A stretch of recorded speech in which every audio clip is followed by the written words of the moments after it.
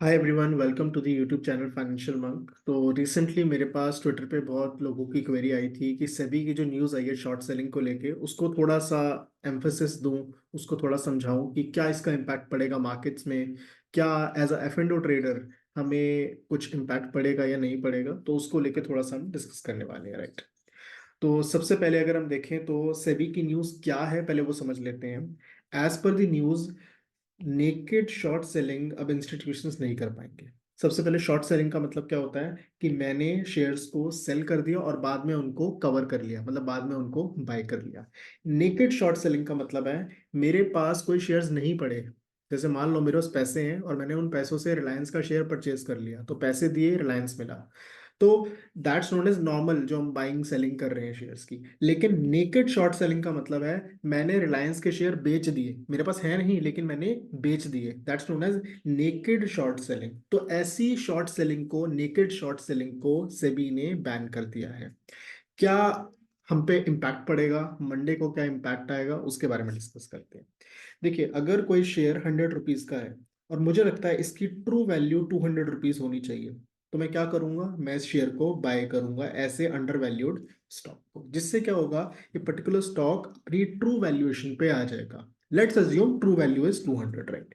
तो मैं इसको, मार्केट्स को मोर एफिशिएंट बना रहा हूँ।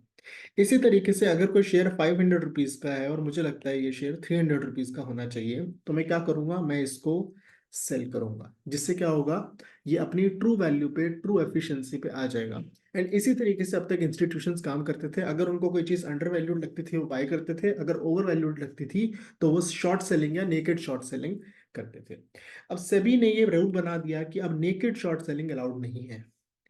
इससे क्या होगा, मार्केट की एफिशिएंसी रिड्यूस हो जाएगी। तो मार्केट में अगर कोई चीज ओवर वैल्यूड है, हो सकता है वो और लंबे टाइम तक ओवर वैल्यूड रहे। That's one of the impact that we can C.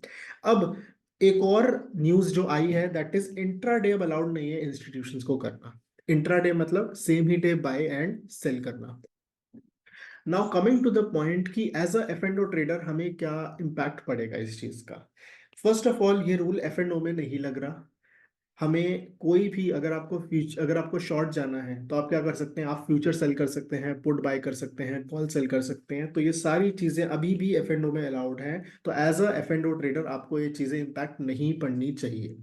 Market की बात करें, मंडे को क्या होना चाहिए। देखिए, मार्केट में मतलब निफ्टी हो गया, बैंक निफ्टी हो गया, इसके सारे स्टॉक्स जो है एफ एंड ओ में लिस्टेड है। And since F and O stocks में उतना फर्क नहीं पड़ेगा, तो मार्केट में भी इसका कुछ, इस पर्टिकुलर न्यूज का कोई इम्पैक्ट नहीं आना चाहिए। अब और कोई न्यूज और कोई positive news, negative news, except this SEBI वाला न्यूज, अगर इंटरनेशनल न्यूज कोई आ जाए उससे कुछ इम्पैक्ट पड़े तो वो पड़ जाए, बट दिस पर्टिकुलर न्यूज का इम्पैक्ट एज पर मी इम्पैक्ट नहीं होना चाहिए। मान लेते हैं अगर सेबी एक दिन आए और बोले कि अब से एफ एंड ओ में भी शॉर्ट सेलिंग बैन कर रहे हैं, कि आप फ्यूचर सेल तभी कर सकते हैं जब आपके पास पर्टिकुलर कंपनी का स्टॉक हो। तो आप क्या कर सकते हैं, आप एक पुट बाय कर सकते हैं। लेकिन आप बोलेंगे कि पुट बाय में तो डीके का इम्पैक्ट आएगा, तो हम एक deep ITM deep ITM put buy कर सकते हैं।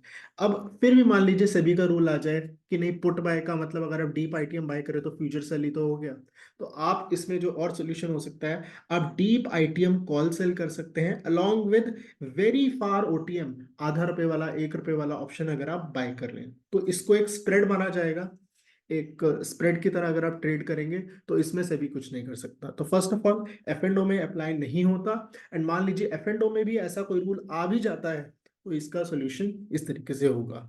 तो this is it for the video. बाकी आपको किस तरह की आगे वीडियोस चाहिए, स्ट्रैटेजीज को लेके, लाइव ट्रेडिंग को लेके, बाकी I am planning 20 January, Sunday को मैं, सॉरी सैटरडे को मैं प्लान कर रहा हूँ along with my fellow members, कि हम साथ में आके लाइव ट्रेडिंग करें, डिस्कशंस करें। और किस तरह की वीडियोस आपको और चाहिए वो आप कमेंट सेक्शन में मुझे बताइएगा। Thank you guys, thank you, bye bye.